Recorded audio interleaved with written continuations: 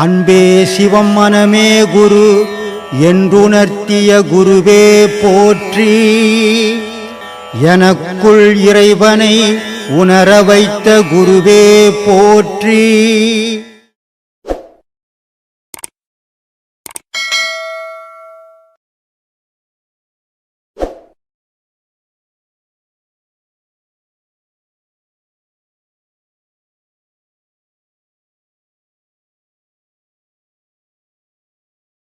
எனக்குள்ள ஏதோ ஒரு சக்தி வந்ததை நான் உணர்ந்தேன்.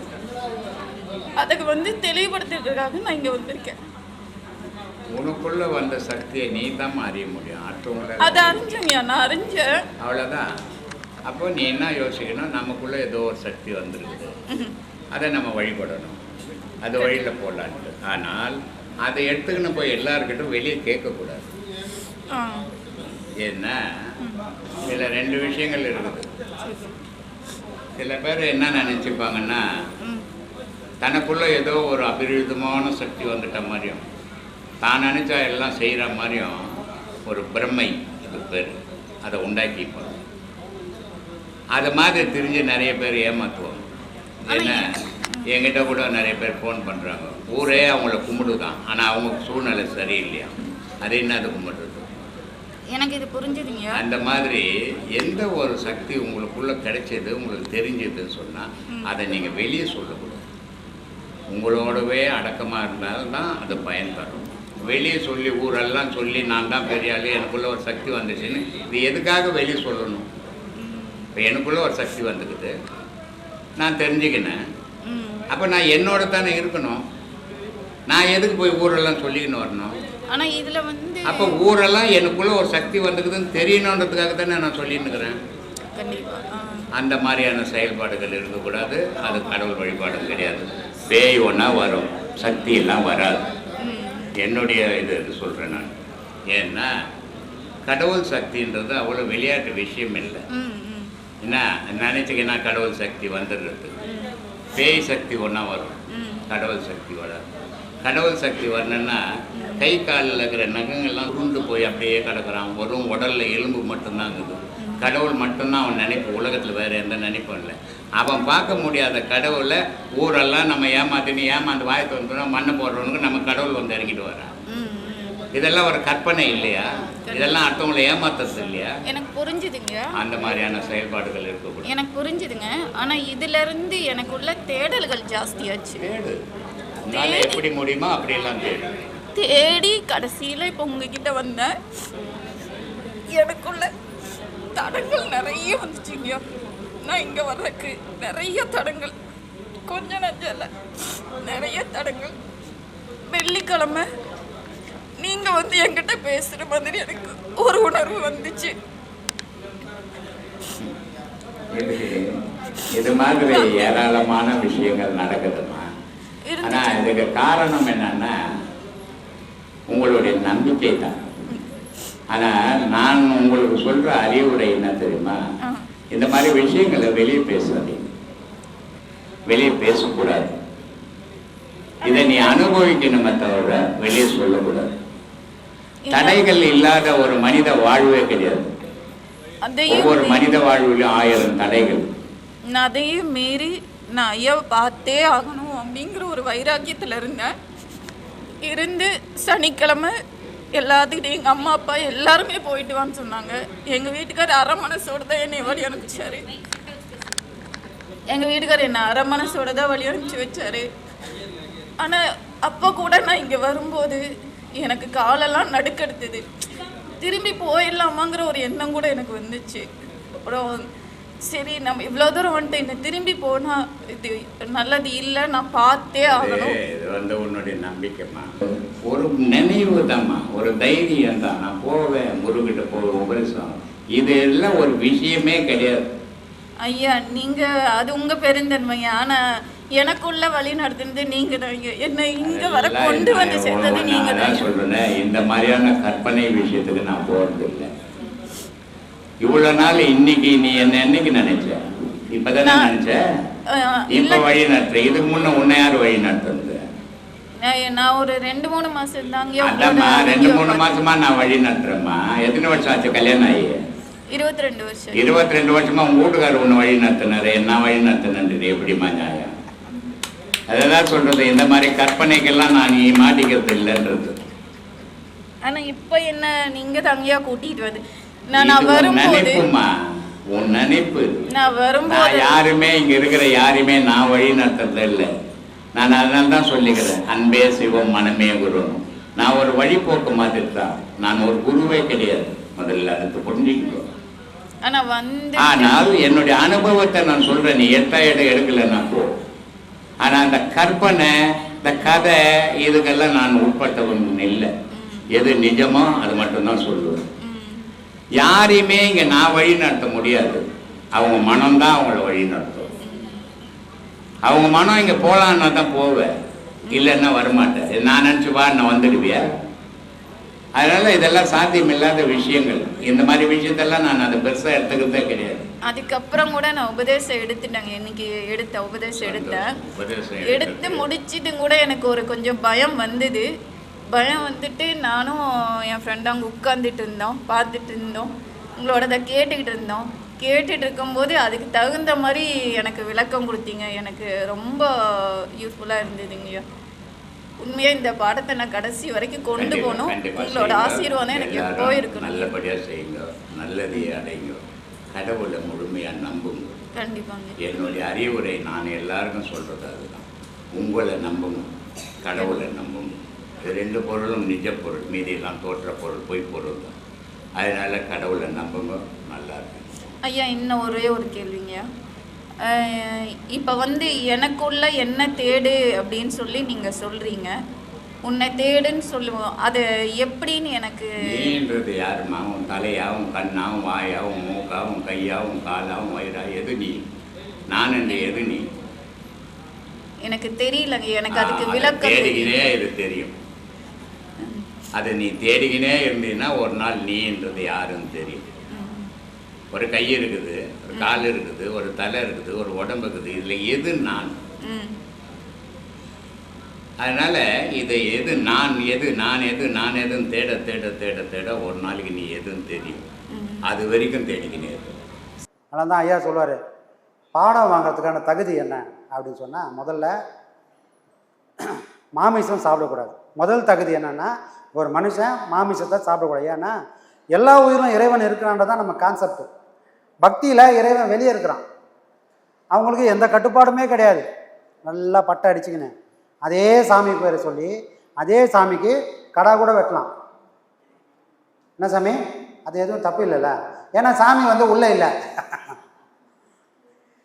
நம்ம யோகத்தில் என்ன பண்ணுறோம் அப்படின்னா, சாமி வெளியே இருக்கிற சாமி உண்மைன்னு சொன்னால் உனக்குள்ளவும் சாமி இருக்கிறான். அப்போ உனக்குள்ளே சாமி இருக்கிறது உண்மைன்னா இந்த உலகத்தில் இருக்கிற எல்லா உயிருக்குள்ளும் சாமி தான் இருக்குது. அப்போ ஒரு சாமி இன்னொரு சாமியை வெட்ட முடியுமா? அதுக்கு அதிகாரம் உண்டானா? அதுக்கு அதிகாரம் இல்லை. நீ தற்கொலை பண்ணால் எந்த அளவுக்கு பாவமோ அதே மாதிரி ஒரு உயிரை வெட்டினாலும் அதை விட பாவம் 10 மடங்கு. என்ன சாமி? அது என்ன சாமி? தற்கொலை பண்ணிக்கிறதுக்கு யாருக்குமே அதிகாரம் கிடையாது. இறைவன் ஒரு வாழ்க்கையை கொடுத்துட்டான். நான் கேட்ட வாழ்க்கையை வந்தேன், நான் கேட்டு ஒரு அம்மா அப்பாவை தேர்ந்தெடுத்தேனா, நான் கேட்டு இந்த வடிவத்தை தேர்ந்தேன், எனக்கு எந்த ரைட்ஸும் இல்லை. இறைவன் பார்த்து கொடுத்தான். நீ இந்த அம்மா அப்பா வயிற்றில் போ, உனக்கான ஒரு வடிவத்தை அவன் பார்த்து பார்த்து பார்த்து நமக்கு வடிவம் வச்சது தான் இது. இது ஏதோ நான் ஆசைப்பட்டு வந்த வடிவம் இல்லை. அப்போ இதில் குறை சொல்கிறதுக்கு எனக்கு அனுமதியே கிடையாது. இது எப்படி இருக்குதோ அப்படியே ஏற்றுக்கினு அதை முழுமையாக நான் வாழ்ந்து காட்டணும். அதை தான் இறைவன் எதிர்பார்க்குறான். டே, உன்னை அமிச்சனே, நீ எப்படி வாழ்ந்த? சந்தோஷமாக வாழ்ந்தியா, இல்லை இருக்கிறத வச்சு காலமுள்ள குறை சொல்லியே வாழ்ந்தியானா? அப்படி இருக்கக்கூடாது. ஐயா, நீங்கள் என்னை ஒரு வேலைக்கு அமிச்சிங்க, அந்த வேலையை நான் திறம்பட முடிச்சுட்டு இன்றைக்கி உங்களுக்கு பின்னாடி உங்கள் எதிரில் நிற்கிறேன்னு சொன்னால் அவனே சந்தோஷப்படுவான். அந்த வாழ்க்கையை வாழ முடியுமா? வாழவே முடியாது. அந்த வாழ்க்கையை வாழணும்னா ஐயா இந்த மாதிரி பாடங்கள் கொடுத்துருக்காரு. அப்போ அந்த வாழ்க்கையை வாழணும், நம்ம மனசு பக்குவப்படணும். நம்ம மனசு உலகத்தையே பார்த்து பார்த்து பார்த்து வாழ்ந்த மனசு. ஒரு வீட்டில் ஒரு பொருள் இல்லைன்னா கூட பக்கத்து வீட்டில் வாங்கினதுக்கப்புறம் தெரியும் அவங்க வீட்டில் அந்த பொருள் வச்சுக்கிட்டு நல்லா இருக்குது. அப்போ அதே மாதிரி நம்மளும் ஒரு பொருள் நம்ம வீட்டில் வாங்கி வைக்கலாம். இப்படின்னே நமக்கு தேவையோ தேவையில்லையோ, ஆனால் அங்கே நல்லா இருக்குது, அவனுக்கு நாம் என்ன சளைச்சவனா அப்படின்னு ஊரை பார்த்து ஒரு ஒரு விஷயமும் நம்ம பண்ண நம்ம மனசு ஒரு ஆலமரம் மாதிரி வளர்ந்துக்கினே போகுது. ஐயா என்ன சொல்கிறாருன்னா, ஆலமரம் மாதிரி வளர்த்துட்ட, கவலைப்படாத. இந்த ஆலமரத்தை இது எப்படி முளைச்சதோ அப்படியே நீ திரும்பி அழிச்சிடு. அவித்த வித்து முளையாதுப்பா. இந்த வித்து அவிச்சா மட்டும்தான் முளையாது, மற்றபடி அதுக்குள்ளே உயிரானது இயங்கினது. அது எப்படி? நான் என்ற ஆணவம். ஒரு நோயாளி உடம்பே முடியலனா கூட அவனுக்கு உள்ள ஐயா போய் சொல்லியிருக்காரு, படுத்த படுக்கையாக இருப்பான், ஏந்து நடக்க முடியாது, ஆனாலும் 2 பேருக்கு காமம் அதிகமாக இருக்கும்னு. யாருக்கு பாடுங்கன்னா நோயாளிக்கு காமம் அதிகமாக இருக்கும். இளமையில் காமத்தை அனுபவிக்க முடியாமல் அதோட சுகத்தம் இது தாண்டா, இவ்வளோ தாண்டா காமம் அப்படின்னு அதை அனுபவித்து இதுக்கு மேலே ஒன்றுமே இல்லை அப்படின்னு அதை விடாதவங்களுக்கு காமம் கடைசி வரைக்கும் போயினே இருக்கும். இது வரைக்கும் வயசானால் கூட நரை வந்துடும், கண்ணில் திரை வந்துடும், எல்லாத்தையும் அப்படி தான் பார்ப்போம். ஆனாலும் உள்ளுக்குள்ளே இருக்கிற அந்த காமம்ன்றது நம்மளை விட்டு போகவே போகாதுப்பான்னு ஐயா சொல்லியிருக்காரு. ஏன் போகலை அப்படின்னா, அது 2 பேரோட காமத்தினால பிறந்ததுனால அது உயிரில் பதிவாகி போச்சு. நாரும் மீனை நல்ல தண்ணியில் நாளும் கழுவிடணும், அதை நாற்றம் போமோ. நல்ல தண்ணி எடுத்து வந்துச்சு, ஒரு மீன் எடுத்து வந்து நல்லா ஒரு நாள் ஃபுல்லாக ஊற வச்சு தேய் கூட அதில் இருக்கிற வாசனை போகாத மாதிரி நீ ஒரு வாரம் வாங்கிட்டு வந்துட்டப்பா, உன் கர்மா முடிக்கிற வரைக்கும், நீ அதை அனுபவித்து முடிக்கிற வரைக்கும் உன் கர்மா உன்னை விட்டு போகாது. அப்போ கர்மாவை முடிக்கணும்னு யாருக்காவது ஆசை இருந்தால் வரதெல்லாம் ஏற்றுக்கணும். ஐயோ எனக்கு ஏன் இப்படி நடக்குது, ஊரில் இருக்கிறவங்களாம் நல்லா இருக்கிறான், எனக்கு மட்டும் ஏன் இவ்வளோ கஷ்டம்னு யாரெல்லாம் சொல்கிறானோ அவனுக்கெல்லாம் மரணம் நிச்சயம். என்ன ஒன்றா வரட்டும்பா, எதை வந்தாலும் என்னால் தாங்க முடியும். அந்த சக்தியை இறைவன் கொடுப்பான்னு யாரெல்லாம் நம்புகிறாங்களோ அவங்க சாவே கிடையாது. இப்போ யாருக்கு அந்த நம்பிக்கை வரும், யாருக்கு அந்த தைரியம் வரும்னா, தன்னை யார் உணர்றாங்களோ அவங்களுக்கு மட்டும்தான் அந்த தைரியம் வரும். எதையும் மரணம் வரும்போது கூட சிரிச்சுக்கினே சாவாங்க. ஏன்னா தன்னோட முடிவு இதுதான் தெரிஞ்சுக்கணும். அப்போ நமக்கு முடிவு எப்படி இருக்கணும் அப்படின்னு சொன்னால், அதே புலன்கள் வழியே போகக்கூடிய இந்த காற்று 9 வாசல் வழியாக சதா வந்துக்கணும் போய்க்கணும் இருக்குது. அது ஒரு நாள் வெளியே போச்சுன்னா இதுக்கு பேர் மரணம் வந்துடும். அப்படி ஒரு மரணம் வருவதற்குள்ள எப்படி அப்படி ஒரு நாள் வரும். அந்த நாள் வருவதற்குள்ள உன்னோட சாமர்த்தியத்தாலேயே இந்த கூட்டை விட்டு நீ வெளியே போகிறதும் வர்றதும் வெளியே போகிறதும் வர்றதுமா உனக்கு இருந்தால் உனக்கு மரணம் இல்லை. ஐயா சொல்கிறாரு, எனக்கு ஏன் மரணம் வராது அப்படின்னா, நான் இந்த உடல் உயிருக்குள்ளே இருக்கும்போதே 1000 முறை இந்த உடம்பை விட்டு நான் வெளியே போகிறேன், திரும்ப உள்ளே வரேன். எத்தனை முறை? 1000 முறை போகிறதும் வரதுமா நான் இருந்ததுனால நான் இந்த கூட்டை என்னைக்கு நினைக்கிறேனோ நான் என்னோட அறிவு கொண்டு தான் நான் போவேன், என்னோட அறிவு கொண்டு உள்ள வரேன். அப்போ எனக்கு என்ன ஆகுது? மரணம் இல்லை. சாகாமல் செத்திருந்து சத்குருவின் பொன்னடிக்கு அப்படின்னு இருந்தனா அப்போ என்ன வரும்? தூங்காமல் தூங்கும் தூக்கம் அது வரும். தூங்காமல் தூக்கம் அது என்னப்பா தூக்கம்? இப்போ கூட நான் டெய்லி தூங்கிட்டு தான் வந்தேன். இந்த இன்னும் கூட அங்கே தூங்கி நிற்கிறாங்க, நல்லா சாப்பிட்டு பொங்கல் சாப்பிட்டு போதையில் தூங்கி நிற்கிறாங்க. ஆனால் இந்த தூக்கம் தெளிஞ்சிருமே. என்ன தான் போதையில் இருந்தால் கூட ஒரு 4 மணி நேரம் இல்லை ஒரு ஃபுல்லாக அடித்தால் கூட இல்லை ஒரு 6 மணி நேரம், ஒரு அரை நாள் இல்லை ஒரு நாளே கூட ஆகட்டுமே. அதனால் வந்த தூக்கம் அந்த இறங்கின உடனே அந்த வீரியம் குறைஞ்ச உடனே அந்த போதையில் வர தூக்கம் போயிடும். ஆனால் இங்கே வர தூக்கம் நீயா அதுலேருந்து விடுவிச்சால் மட்டும்தான் வரும். அது என்னப்பா விடுவிச்சால் மட்டும்தான் அந்த தூக்கம் கலையும் அப்படின்னா, நீயா இருக்கிறவரும் உனக்கு அந்த தூக்கம் வராது. நீ யாரை நோக்கி உக்காந்துக்கிறியோ அதுவா நீ என்னைக்கு மாறியோ அப்போ வர தூக்கம் நிரந்தரமான தூக்கம். அதில் நீ போய் பொருந்தலாம், திரும்ப விலகலாம். கண்டவர்கள் வென்றதில்லை என்றது இதுதான். எதை கண்டமோ அதுக்குள்ள நீ பொருந்தும் போது அதை எடுத்து சொல்லக்கூடிய தகுதி உனக்கு இல்லை. அதை விட்டுட்டு நீ எப்போ பிரிஞ்சு வரையோ அன்னைக்கு நான் அதை பற்றி விலாவரியாக நான் பேச முடியும். அப்போது இந்த உடல் இருக்கும்போது இந்த உயிரானது இந்த உடலை விட்டு மேலே போகிறதுக்கும் வரத்துக்குமான வழியை தெரிஞ்சுக்கணும். அப்படி தெரிஞ்சு அதில் பயணம் பண்ணணும்னா நமக்கும் மரணம் இல்லாத ஒரு பெருவாழ்வு அதுதான். செம்பை தங்கமாக்கக்கூடிய வித்தை இதுதான். வள்ளலார் சொன்ன அந்த தகர வித்தைன்னு சொல்லுவாங்க, தகரத்தை தங்கமாக்கக்கூடிய வித்தை. ஆனால் இன்றைக்கி என்ன சொல்கிறாங்கன்னா, ஐயா வந்து தகரத்தை தங்கமாக்கினா அதுவும் எப்படி 36 கிராம் தங்கம் அவ்வளோ எடை கொண்ட தங்கம், அதை இனிமேல் யாருமே செய்ய முடியாது அந்த மாதிரிலாம் அப்படின்னு. அது இல்லை விஷயம். தகரம்ன்றது ஏதோ ஒரு பொருளை தங்கமாக்கக்கூடிய வித்தை இல்லை. அதை வள்ளலார் பண்ணுவாரா? அவ்வளோ பெரிய மகானே, அதுக்காக இந்த உலகத்தில் வந்தார். அதை சொல்லிக் கொடுக்குதான் இங்கே கலை. அவர் அதுக்காக வரல. அவர் ஃபாலோ பண்ணுறவங்க அவங்கவுங்க வசதிக்கு ஏற்ற மாதிரி ஃபாலோ பண்ணிட்டாங்க. அவர் தகர வித்தைன்னு சொன்னது இதை இல்லை. எப்போ இந்த உடலானது தகரம்னு ஏன் சொல்ல போகிறாங்க? அது துரு பிடிச்சி ஒரு நாள் அழிஞ்சிடும். அது வந்த மாதிரியே இருக்காது. அது இங்கே இருக்கிற சீதோஷ்ண நிலையெல்லாம் உள்ளே வாங்கி, வெயில் மழை இந்த ஈரக்காற்று எல்லாத்தையும் உள்வாங்கி இந்த இரும்பாக இருக்கக்கூடிய இந்த தகரம் ஒரு நாள் உளுத்து போயிடும். அப்போ அவர் எதை சொன்னார் தங்கமாக மாற்ற சொல்லினா, இந்த உடலை தங்கமாக மாற்றக்கூடிய வித்தியை தான் அவர் சொன்னார், தவிர தகரத்தை தங்கமாக்கக்கூடிய வித்தியை ஐயா சொல்லவே இல்லை. அவ்வளோ பெரிய மகன் அது ஏன் சொல்ல போகிறாரு? அது இல்லை. இந்த உடலானது தோன்றிச்சு, இது இப்படியே இருக்குமானா அப்படி இருக்க போகிறதே இல்லைப்பா, இதுக்கு ஒரு நாள் முடிவு நிச்சயம். அப்போ இந்த பொருள் தான் தகரம். இதை அழியாத ஒரு நிலை. இதை மண்ணில் போட்டு புதைச்சாலும் இது அழியாது. மகான்கள் எத்தனையோ மகான்கள் மேலே சிவலிங்கம் வச்சுருப்பாங்க. அந்த கோயில் இருக்கிறவங்களுக்கே தெரியாது அது சிவலிங்கம் கோயில், சிவன் தான் இருக்கிறான்னு கும்பிட்டு இருப்பாங்க. என்னைக்காவது அதை ஒரு நாள் புனதானம் பண்ணும்போது அந்த லிங்கத்தெல்லாம் அகற்றி பண்ணும்போது கீழே ஒரு மகனோட சமாதிகள் இருக்கும். மண் சாப்பிட்ருக்காத. அப்போ அவங்களுக்கு என்ன இருக்குது? இந்த உடலை தங்கமாக்கக்கூடிய வித்தை அவங்களுக்கு தெரிஞ்சு வச்சுருக்காங்க.